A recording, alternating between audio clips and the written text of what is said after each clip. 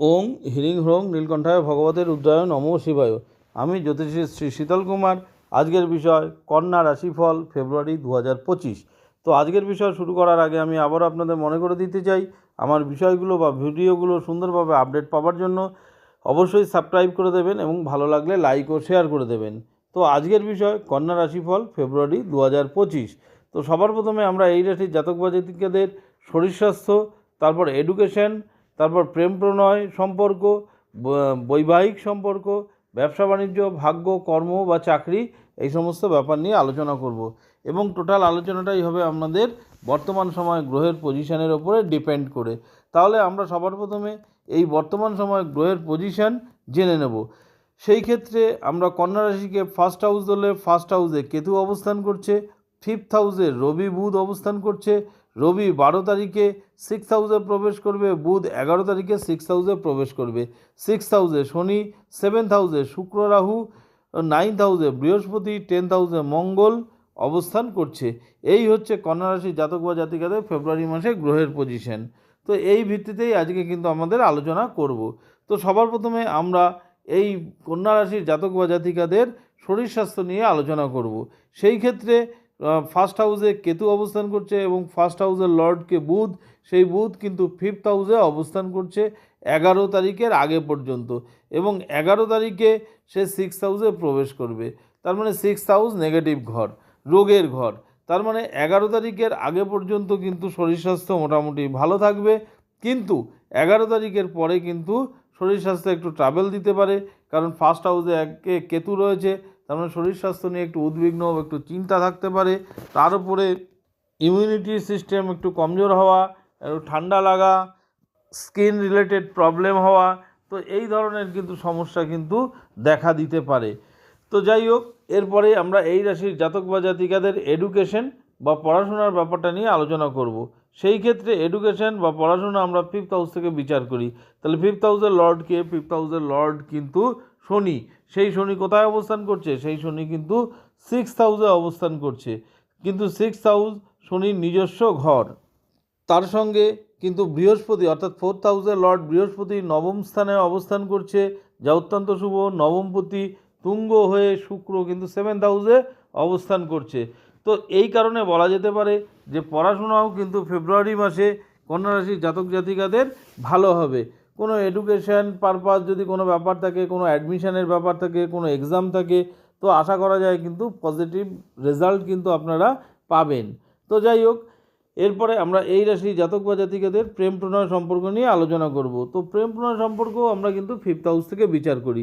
তাহলে ফিফথ হাউসের লর্ডকে শনি, সেই শনি সিক্স হাউসে অবস্থান করছে নিজস্ব ঘরে এবং রাশি অধিপতিকে, রাশি অধিপতি বুধ, সেই বুধ কিন্তু পঞ্চমে অবস্থান করছে এবং সে কিন্তু 11 তারিখে শনির সঙ্গে একত্রে অবস্থান করবে।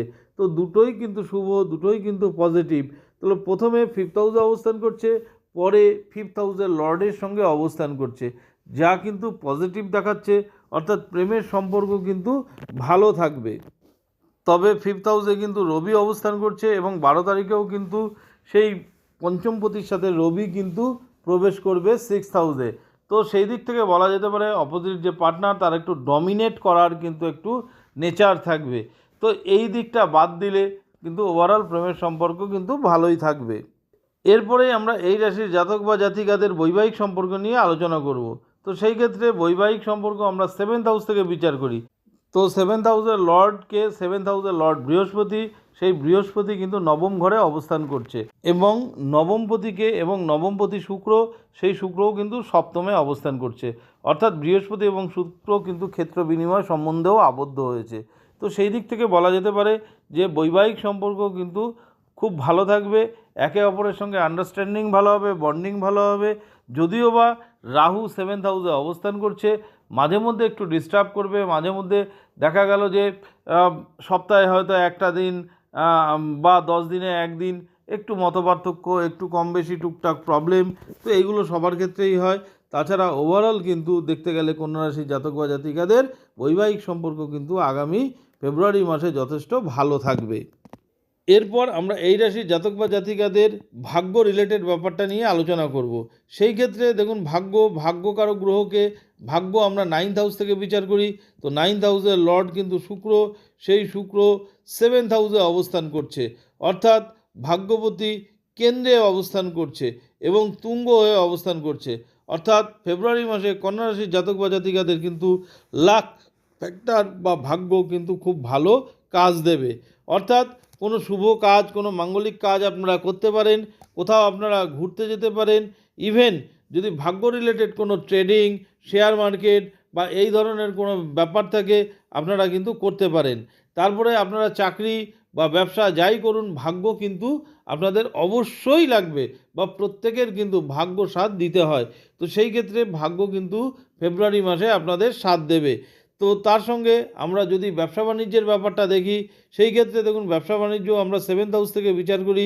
তাহলে 7th হাউসের লর্ডকে 7th হাউসের লর্ড বৃহস্পতি, সেই বৃহস্পতি 9th হাউসে অবস্থান করছে, অর্থাৎ ভাগ্যস্থানে, ব্যবসাকারক গ্রহ ভাগ্যস্থানে আছে। এবং ভাগ্যকারক গ্রহ শুক্র, সে কিন্তু 7th হাউস অর্থাৎ ব্যবসার ঘরে রয়েছে। তো সেই দিক থেকে বিচার করলে দেখা যায় মানে ব্যবসা বাণিজ্য কিন্তু আপনাদের ফেব্রুয়ারি মাসে যথেষ্ট ভালো হবে এবং আপনাদের ডেলি ইনকামেরও বৃদ্ধি পাবে। যারা ট্রেডিং করছেন বা কোনো শেয়ার মার্কেটে লগ্নি করছেন, সেই ক্ষেত্রেও কিন্তু পজিটিভ শো করছে। ওভারঅল বলা যায় ব্যবসা বাণিজ্যের ক্ষেত্রে কিন্তু আগামী ফেব্রুয়ারি মাস আপনাদের কিন্তু খুবই ভালো যেতে চলেছে। তারপর কেউ যদি মনে করেন যে কোনো শুভ কাজ করবেন, কোনো মাঙ্গলিক কাজ করবেন বা দেখা গেল কোনো পুজো আশ্রা করবেন, কোথাও ধর্মীয় স্থানে তীর্থ করবেন, তাদের ক্ষেত্রেও কিন্তু অনেক পজিটিভ কিন্তু শো করছে আগামী ফেব্রুয়ারি মাস। তো যাই হোক, এরপরেই আমরা এই রাশির জাতক বা জাতিকাদের কর্ম বা চাকরি বাকরির ব্যাপারটা নিয়ে আলোচনা করব। তাহলে কর্ম বা চাকরি বাকরি আমরা 10th হাউস থেকে বিচার করি। তাহলে 10th হাউসের লর্ডকে 10th হাউসের লর্ড কিন্তু বুধ, সেই বুধ কোথায় অবস্থান করছে?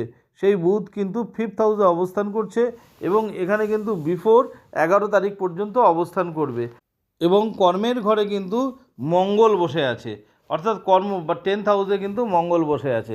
তো সেই দিক থেকে বলা যায় আপনার কিন্তু কর্মে যথেষ্ট আপনি একাগ্র থাকবেন, যথেষ্ট একনিষ্ঠভাবে আপনি কিন্তু কর্মে কাজ করতে পারবেন। আপনার কর্মক্ষেত্রে আপনি যথেষ্ট সাহস প্রতিপত্তির সাথে কাজ করতে পারবেন এবং যারা জন্মস্থান থেকে দূরবর্তী স্থানে আপনারা কাজ করছেন, আউট অফ স্টেটে বা আউট অফ কান্ট্রিতে, তাদের ক্ষেত্রেও কিন্তু পজিটিভ রেজাল্ট কিন্তু দেখা দেবে। এবং এই যে বুধ 11 তারিখে ষষ্ঠ ঘরে প্রবেশ করবে, এই সময় শনির সঙ্গে যুক্ত হবে, অর্থাৎ ষষ্ঠপতি এবং দশমপতি বা রাশি অধিপতি একত্রে অবস্থান করবে। তো এই সময় কিন্তু যাদের কোনো চাকরি বাকরির ক্ষেত্রে ইন্টারভিউ আছে, তাদের ক্ষেত্রে কিন্তু সাকসেস বা সফলতা আসতে পারে, বা নতুন জবের জন্য যারা চেষ্টা করছেন সেই সময়ও কিন্তু পজিটিভ কিন্তু রেজাল্ট আসতে পারে। তো আপনারা কিন্তু এই সময়টা চেষ্টা করতে পারেন, সেই ক্ষেত্রে কিন্তু আপনাদের পজিটিভ রেজাল্ট হবে। তো যাই হোক, এটা বেসিক্যালি গোচরজনিত ফলাফল। আরও ভালো প্রেডিকশানের জন্য আমাদের মেইন যে জন্ম সময় দিয়ে যে রাশিচক্র হয় সেটা ফলো করা দরকার। বর্তমান সময় কোন গ্রহের দশা চলছে সেটাও ফলো করা দরকার এবং তার সাথে আমরা এই গোচরজনিত যদি ফলাফল কম্বাইন করি, সেই ফলাদেশ কিন্তু আরও ভালো হবে।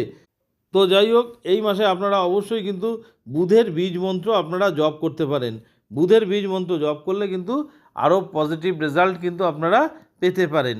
তো যাই হোক, আমি আগেও বলেছি, আবারও বলছি, আমার বিষয়গুলো বা ভিডিওগুলো সুন্দরভাবে আপডেট পাওয়ার জন্য অবশ্যই সাবস্ক্রাইব করে দেবেন এবং ভালো লাগলে লাইক ও শেয়ার করে দেবেন। আবার আগামী দিনে নতুন ভিডিও নিয়ে আপনাদের সামনে উপস্থিত হব। ধন্যবাদ।